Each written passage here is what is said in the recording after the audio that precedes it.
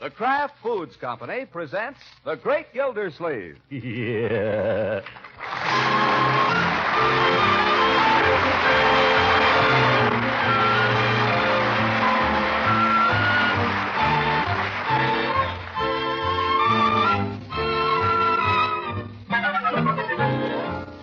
It's The Great Gildersleeve, starring Harold Perry, brought to you by the Kraft Foods Company, makers of Parquet margarine and a complete line of famous quality food products. Let us descend now through the magic of atomic power to the little home of the Great Gildersleeve in Summerfield. We pass down through the weathered shingles of Gildersleeve's roof, through the attic where the dress form stands guard over trunks and boxes of forgotten summer clothes, on down through Gildersleeve's bedroom, where his niece Marjorie is posing before the full-length mirror in a ballet skirt.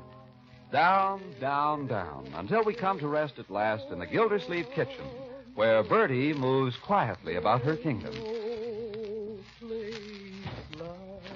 Well, Bertie, what's for supper? Smells good. If I tell you now, you won't get no surprise when you sit down and eat it. Well, all right, I'll wait. After all, Bertie, I know it'll be good. Bertie, I'd like to have something kind of special tomorrow night if we could. Company? Miss Goodwin. Can we have something extra nice, huh? How are the red points? Well, sir, we're running a little ahead of ourselves as usual, but I'll dream up something. Chicken, maybe? I'll think of something. Duck? Mr. Gildersleeve, I don't know exactly what it'll be, but it'll taste like red points even if it ain't. You better stand back now while I add a few little touches for the night. Those little touches. All right, Bertie, I'll leave everything in your hands. No, Piggy, that's no good. Listen, I got the play. I figured it out on paper and it's airtight. Leroy, is this telephone conversation still going on? Just a sec, Unc. Oh, Piggy, will you listen just once? It's a T formation. The ball is snapped to the quarterback. The fullback rushes over and pretends to get the ball from the quarter. Leroy, terminate the conversation. Unc, we have to settle this. Terminate the conversation. Call you later, Pig. Goodbye. You've been talking to Piggy for half an hour, Leroy. I can't have my phone perpetually tied up by conversations between you and your little friends. You may have caused me to miss an important call. Well, how did I know you were expecting an important call? I'm not, but there's always a possibility. And who messed up the evening paper? Messed it up. I put it all back together. Half of it upside down. If you weren't so careless, stop bouncing that football while I'm talking to you. Okay. You'd pay a little more attention to what you're doing, my boy. While you're doing it, didn't I tell you to get a haircut yesterday? You did? You know I did. You gave me an argument. Oh, yeah, I forgot. Oh, you forgot, eh? Hair down over your ears, you look like a teddy bear. Get it cut the first thing tomorrow morning. You understand? Saturday? I can't, Unc. Our team has to practice tomorrow. We play the Fair Oaks All-Stars next week. Are you going to practice all day? Well, sure. We have skull practice in the morning and field practice in the afternoon. We need it. Well, start your skull practice in the barber shop. Is that clear? Well, sure, it's clear. Only gosh. I asked you not to bounce that football while I'm talking to you. Oh, sorry. Go ahead, Unc. What you've got to realize, Leroy, is that life is not all beer and Skittles. Oh, I never said it was. I never tasted beer in my life. I'm not talking about real beer. Beer and Skittles is just an expression. When I say life is not all beer and Skittles, I mean it's not all play and no work. Oh, that. Yes, that. Work, responsibility, my boy. You're getting older. You've got to realize you can't just play all day. Who's that? Oh, Marjorie. Leroy, why can't you be more like your sister? She's a girl. How do you like my ballet skirt, Unky? Isn't it a dream? Well, that's really... If you'd stop spinning around for a minute, I could tell how I like it. Oh, I have to spin it. It doesn't stand out. Well, stop it, or you'll make yourself dizzy. No, it doesn't. Well, it makes me dizzy. Stop. I want to talk to you. Why didn't you say so? Young lady, it's time you realize life is not just a bed of roses. Or beer and Skittles, either. Leroy. You watch your step, young man. Don't you just love the skirt, Unky? Don't you think it looks professional, Leroy? Yeah, it looks pretty good. It looks fine, my dear. Now go upstairs and take it off. It's time to get ready for supper. Why can't I wear this to supper? Because I don't consider it suitable. But I don't see why. Won't anybody around here do as I say? All I get is arguments. Have you children no conception of obedience? Oh, sure. Oh, Unky, when you're unreasonable. I am never unreasonable. Oh, brother. Did you say something, Leroy? I didn't mean to. I hope I won't have to warn you again. I want both of you children to understand that what I want around here is a little obedience. From now on, when I say jump, I want you to jump. Is that clear? Yeah? Yes. Very well. I'll go upstairs and change into something more ladylike for supper. Oh, all right. Ladylike. Leroy, you ready for supper? Yeah, I just happened to wash. Look. Amazing. I want you to be careful of your table manners at supper. Miss Goodwin is coming to dinner tomorrow, and I'd like you to make a good impression on her for once. Don't worry. I always get along with her swell. Hey, Leroy. Somebody calling you? Yeah, it's Donald Kelsey. Leroy. Well, answer him. What? Oh! Don't shout in my face. Go to the door. I'm going. Hi, Donald. What do you want? Can you come out and pass a few? Wait a sec till I ask my uncle. Hey, Unc, can I go out and play? No, Leroy. It's too near supper time. Just play in here till it's ready. But Okay. I can't come out, Donald. Unc won't let me. You see, Unc, I was obedient. I'm glad you remembered. Even if for only this once. Well, Marjorie, you look much more suitable for the table.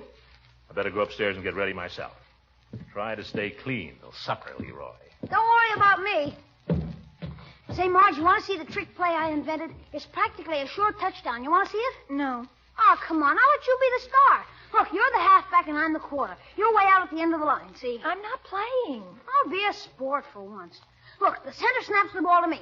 I fade back a little like this. The fullback rushes over this way and pretends to grab the ball, and I run around and shoot you a quick pass. Look out! Oh! The base!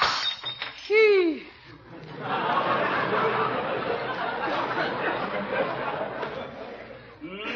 Leroy! What was that? No, just the vase, Unc. For corn's sake, Marge, of all the passes to Mud. Well, Leroy, which vase, may I ask? On the mantelpiece. It was an accident, Unc, honest. I'm delighted to hear that. So it was not vandalism, merely an accident, eh? Do you realize that vase was a piece of genuine California pottery? It was? Yes, it was. I bought it in Chicago. It cost me $2.50. Gosh. How did it happen, Leroy? Well, it was just an accident, Unc. It wasn't Marge's fault. She just didn't catch the ball, that's all. I've told you not to play football in the parlor, young man. Well, when Donald wanted me to come out just now, you said to play inside. I thought you meant it'd be okay. That mistake will cost you your allowance till the vase is paid for, young man. What? Every penny. What's more, starting tomorrow, you'll earn your allowance. You'll work in the backyard here every Saturday till your debt is paid. That will do, my boy. We'll get a broom and dustpan and clean up this mess. Okay. Gosh, I'll be broke the rest of my life. I'm working, too. Where's the broom and dustpan, Bertie? In the closet. What happened?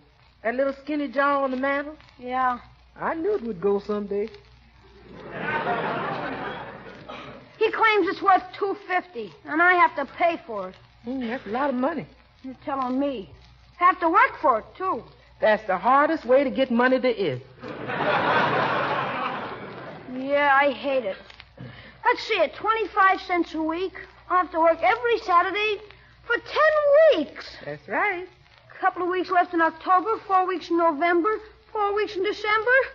I gotta work from now till Christmas, and I won't get a cent for it.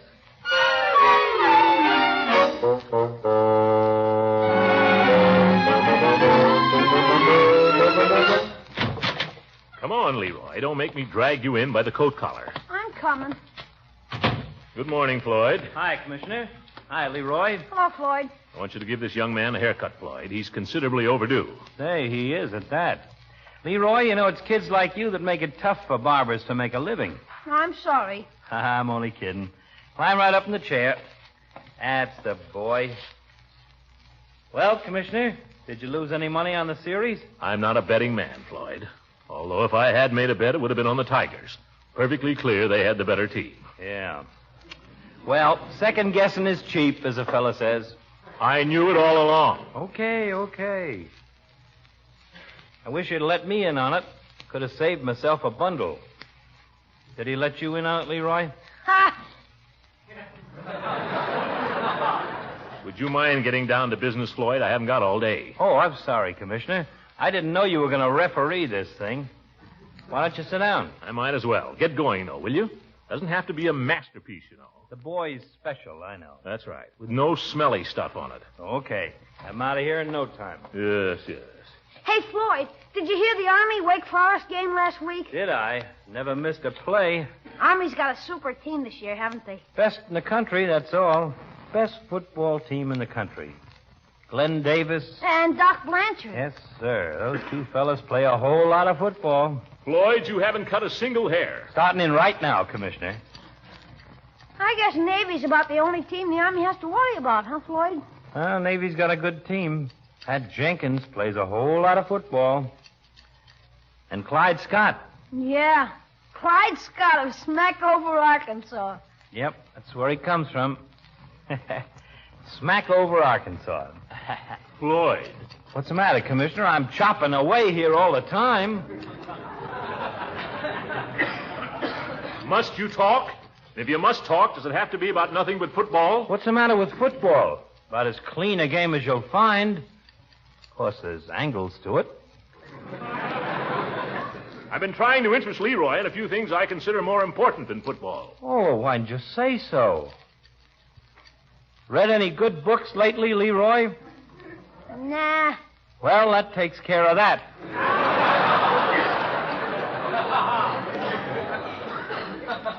Do you read Dick Tracy? Read him every day. Gosh, I thought he was going to catch up with Itchy there yesterday, but now it don't look so good. But, of course, he'll get him eventually. Be a big surprise if he don't.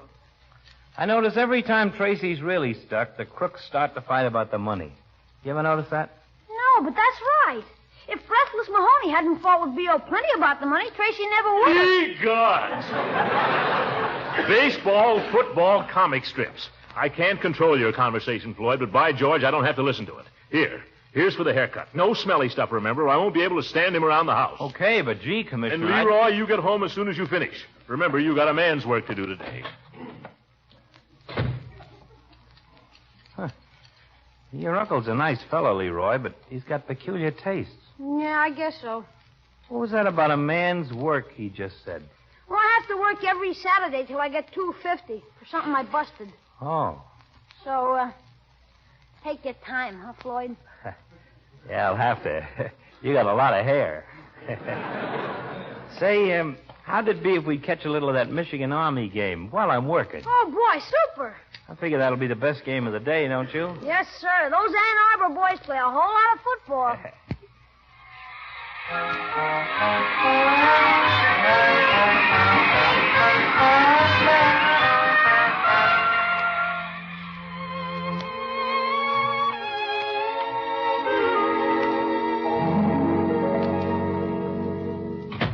Well, Leroy, you look better. Almost human, in fact. No kidding, Unc. Floyd really knows his stuff about sports. Hmm? And not just the major sports, either. He knows all about lacrosse and bowling and water polo.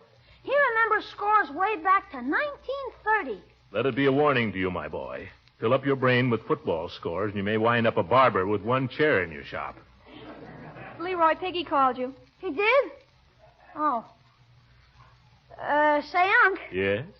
I guess Piggy was calling me for practice this afternoon. You don't say. Yeah. Yeah, it's awful important, Dunk. It's practically our last chance before a very important game. My boy, I don't seem to have made myself very clear to you. Yesterday you broke a valuable and artistic vase, did you not? Yeah? I'm trying to teach you something for which you'll be grateful to me all the rest of your life. Well, I've learned it already, Unc. And boy, am I grateful. I'm afraid you haven't learned it, or you wouldn't be asking if you could play football this afternoon. But I have learned it. I know I have to pay for the busted vase. Okay, I'll pay. The responsible man puts first things first, my boy. If you had really learned your lesson, you wouldn't dream of either rest or recreation till that debt was paid. Well, if I work this Saturday, can I have next Saturday off to play in the game? Sorry, my boy, no Saturdays till you've paid the last penny of restitution. It's for your own good. Okay. Okay, I'll go to work. But if I ever have a kid, I won't make him work. And if I ever have a house, I won't have any crummy vases in it from California.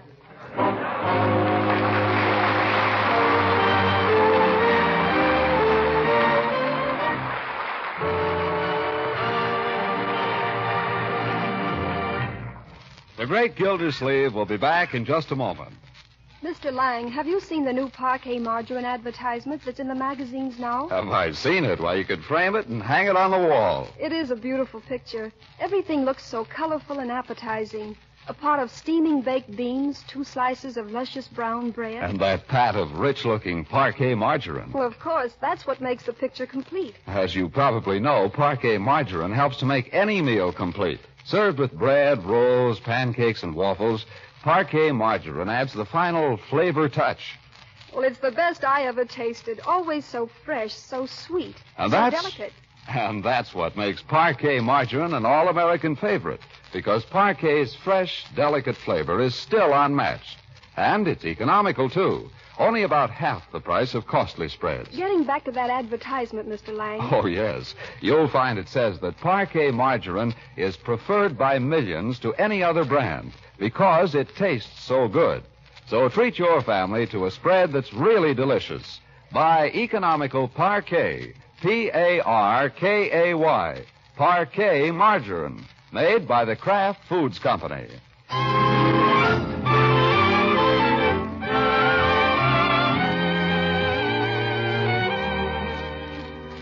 Now let's return to our story.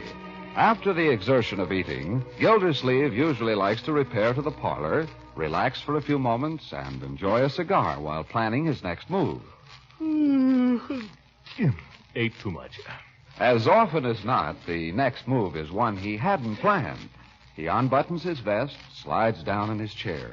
Time passes. An arm hangs limp. The noble head falls upon the massive chest. Cigar ashes fall upon the vest. Gildersleeve is at peace. But not for long. Oh, my goodness. Bertie! Here I'm trying to get a little sleep so I'll be bright and sparkling when Eve comes. Did you call, Mr. Gildersleeve? Yes, you don't happen to be going upstairs, do you? Well, I didn't exactly have it in mind, but I guess I could arrange. Would you tell Marjorie I'd like to speak to her, please? Yes, sir. Old times I should come down, Miss Gildersleeve. Then never mind. Something's got to be done, Uncle Mort. Something's just got to be done. That's just what I had. It's impossible. It's simply impossible. First it speeds up and then it slows down. What does? The phonograph. We'll just have to get a new one, that's all. This one is impossible. It doesn't seem to occur to you, young lady, that it isn't as easy as all that. Phonographs cost money. Uncle Mort, is my dancing important or not? Well, certainly, I guess so, only if... Well, then, Confounded Marjorie, you're as bad as Leroy. You have no idea the value of money. kindly do not compare me with Leroy. Well, it's true anyway. And I'll say this for Leroy. At least he isn't banging around upstairs making a racket while people are trying to get some much-needed rest. I was not banging around. At least he's outside working. That's what you think. I know he's outside working because I told him to. Well, isn't he? By George, if he isn't. Why, that little... Where is he? I distinctly told him. Where did he go? If he's over at Piggy's playing football...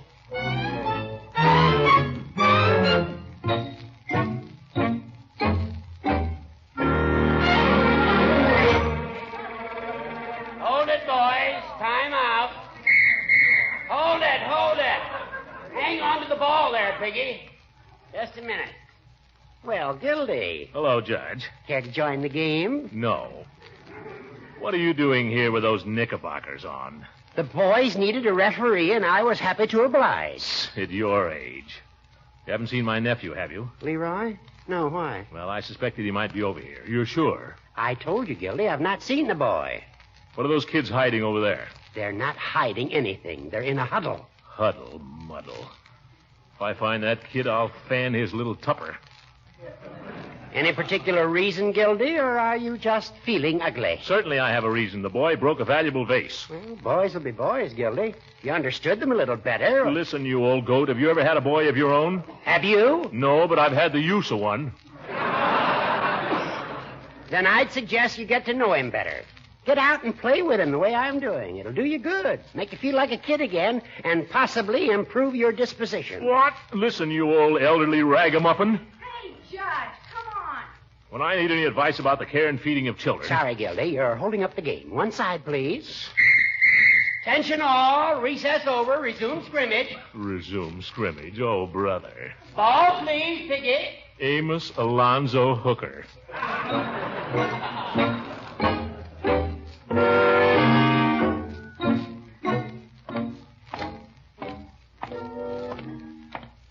Wonder if there's any use asking Peavy. Leroy might have sneaked in here for a soda or something.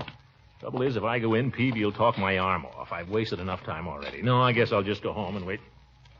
Oh, what's that he's got in his window? Well, I'll be darned. A regular little cannon. Cute. See, Leroy would love that. I might just drop in and see about it. Not so long till Christmas. Well, Mr. Gildersleeve.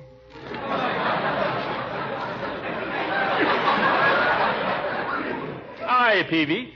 What's the price of that little cannon you've got in your window? That little cannon? Yes. In the window there? Yes. It's not for sale.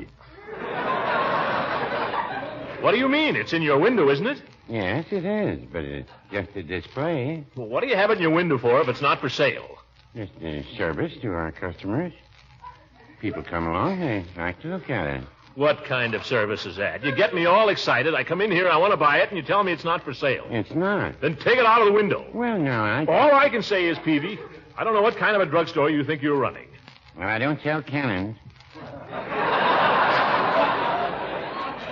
Well, then don't advertise them. The whole thing is very misleading, Peavy, if not unethical. It's misrepresentation. Well, no, I wouldn't say that. No decent drugstore would display anything in its window that it wasn't willing to sell. Have you seen Beckman's window? Certainly. See the big plaster foot he's got in there with the bunions that light up? Well, yes. Have you tried to buy that? Well, ye gods, who'd want to buy it? Same thing. All right, keep your cannon. I'll give you $2 for it. Mr. Gildersleeve, It's not for myself, Peavy. I want to buy it for Leroy. For a little boy's Christmas, Peavy. The one thing that'd make him happy. The one thing that'd... Wait a minute. What is it? I forgot. What? I'm mad at Leroy.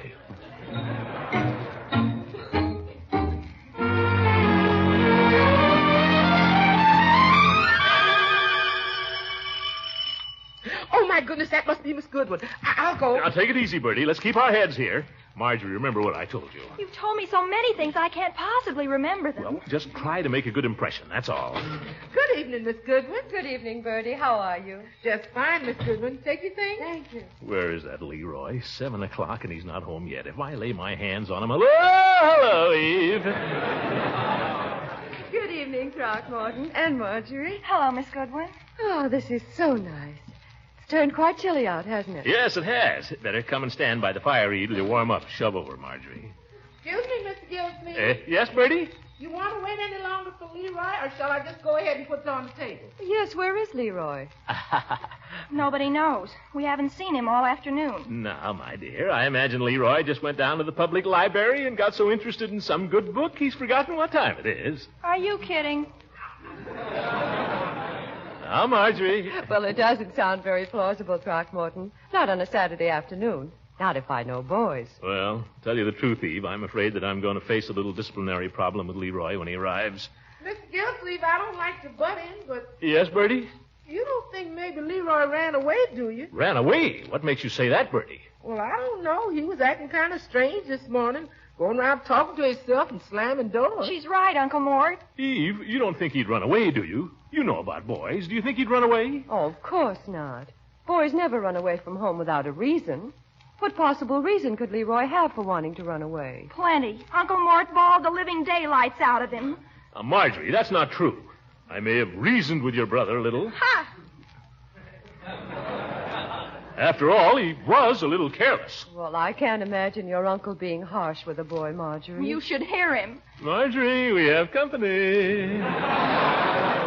Well, it's true, isn't it? He's gone, isn't he? And he hasn't been home all afternoon, and you don't know where he is now. Now, my dear, I don't think it's anything to be worried about. You're not worried, maybe, because he isn't your brother. You don't know him the way I do. He may be a bum, and I could kill him most of the time, but if anything happened to him, I'd never forgive you. Never. That settles it. I'm going to call the police. I'll start a search. Throckmorton. Huh? Throckmorton, just a moment. Aren't we getting awfully excited about very little? No, she's right, Eve. I lost my head. I said terrible things to the boy. I've driven him from his home. I don't blame him for running away. If he'll only come back, I'll never speak harshly to him again. Bertie, my overcoat. Hi, everybody. Leroy! Leroy, where the devil have you been? 3 guesses. Oh, hello, Miss Goodwin. Good evening, Leroy. You were very nearly late for dinner, my boy. Where have you been? At the library? Nope, the bowling alley. The bowling... Leroy. Eve, I don't want you to think that I allow him to hang around such places. I wasn't hanging around. You know very well that I disapprove of such behavior, young man. All right, you told me I had to pay for the vase I busted, didn't you? Well, that was to teach you the value of money, my boy. And you told me I had to earn it all myself. $2.50. I did that for your own good. I know it seems a little tough, but you've had to give up your Saturdays week after week. Perhaps you'll realize how hard it is to earn $2.50. Sure, I know already. Here, Unc, $2.50.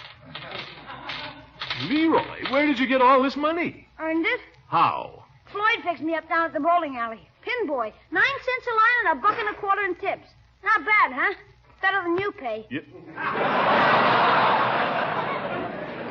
Hi, Miss Goodwin. Hi, Leroy. Well, everybody, what do you say we eat? I'm starved. After you, Marge. After you, Miss Goodwin. Thank you, Leroy. You see, Unc, it's not so hard to make a buck if you use your head. I give up.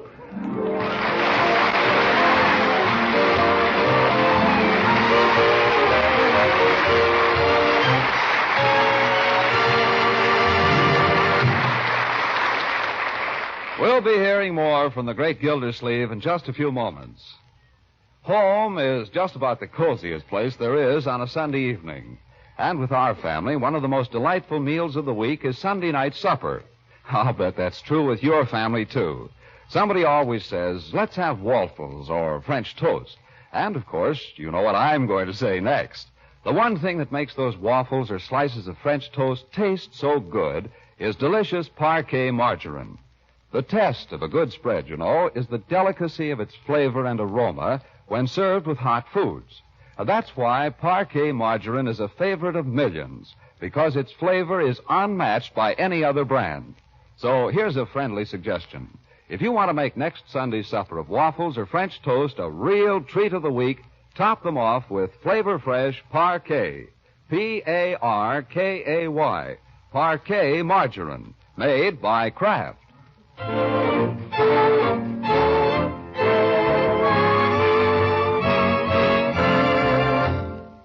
Just think, Unc. $2.50 every Saturday, 52 weeks a year. That's over $150. Boy, I'll be rich. Well, you're your own boss, of course, my boy, but there's something I think you're forgetting. What's that? Well, money isn't everything. For instance, there are family ties. You should be glad to work for your old uncle now and then, even if it pays less than some other things. Sorry, Unc. I can't afford it. You'll do it whether you can afford it or not. I thought you said I was my own boss. Don't you believe it. Now go to bed. Good night, everybody.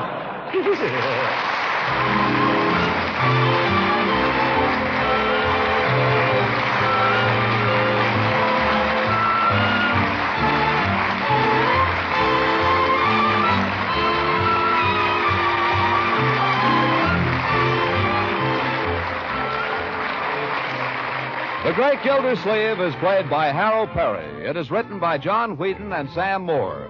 The music is by Jack Meakin. This is John Lang speaking for the Kraft Foods Company and inviting you to listen in again next week for the further adventures of the Great Gildersleeve.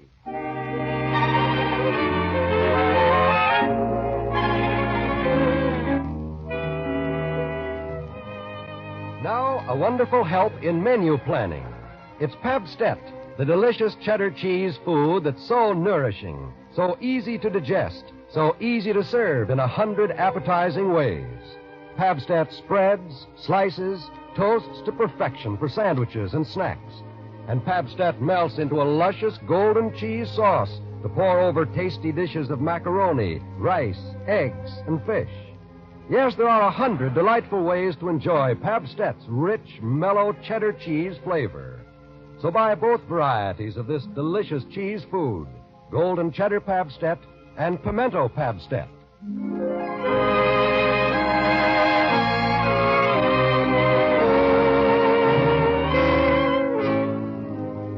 This is the National Broadcasting Company.